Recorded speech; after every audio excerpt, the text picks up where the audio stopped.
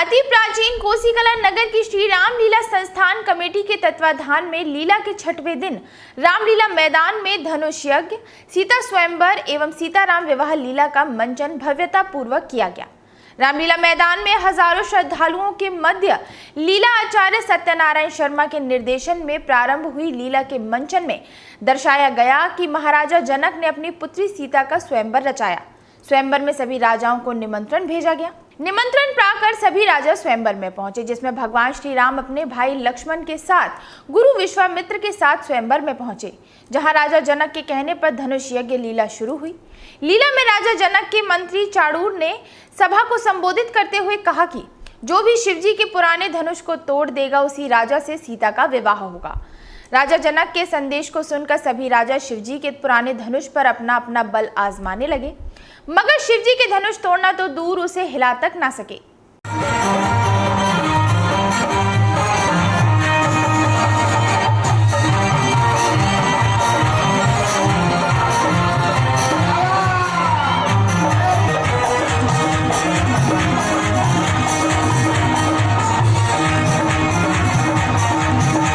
इस दौरान राजा जनक ने देखा कि सभी राजा हार कर अपना सर झुकाए सिंहासन पर जाकर बैठ गए।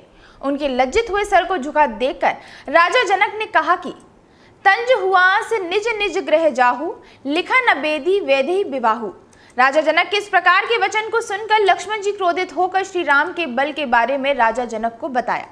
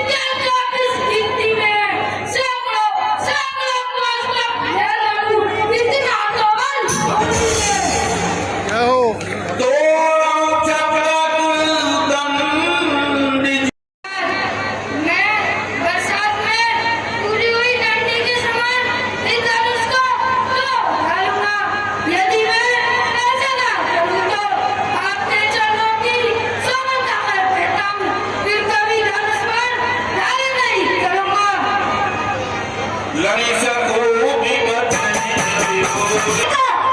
जी इतना क्रोध करना उचित नहीं है, इसलिए आप बैठ जाइए। जवाब देना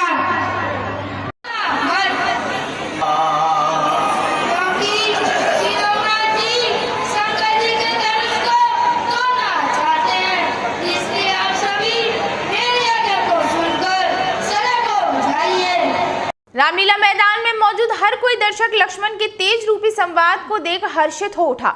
इसी दौरान लक्ष्मण के क्रोध को देखकर गुरु विश्वामित्र ने लक्ष्मण को आसन पर बैठने की आज्ञा दी। कोसीकला के रामलीला मैदान में हो रही भावपूर्ण लीला में ब्रह्मश्री विश्वामित्र राजा जनक को उदास देखकर श्री राम को आज्ञा देते हैं कि हे राम, शिवजी के धनुष को तोड़कर महाराजा जनक के संदेह को दूर करो। गुरु विश्वामित्र की आज्ञा पाकर श्री राम ने शिवजी, गुरु विश्वामित्र तथा उपस्थित सभी राजाओं को प्रणाम कर भगवान शिव के धनुष के पास जाकर सहज में धनुष को उठाकर प्रत्यंचा चढ़ाया। देखते ही देखते पल भर में धनुष टूट गया, जिसे देख हर कोई भगवान श्री राम के जयकारे लगाने लगा। इस दृश्य को हर कोई अपने मोबाइल में कैद करने को उत्सुक नजर आया।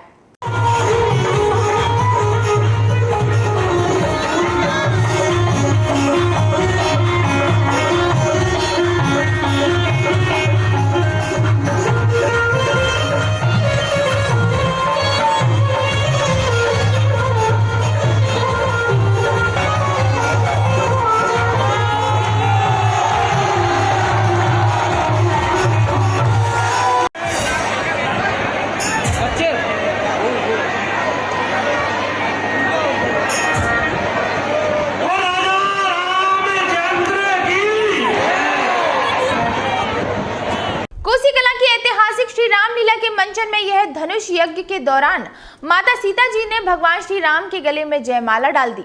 इस अवसर पर लोगों ने जोरदार पुष्प वर्षा की।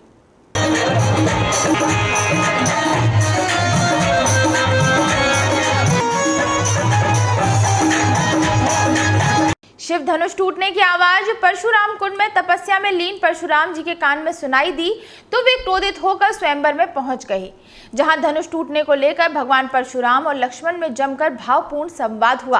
हमारी दृष्टि में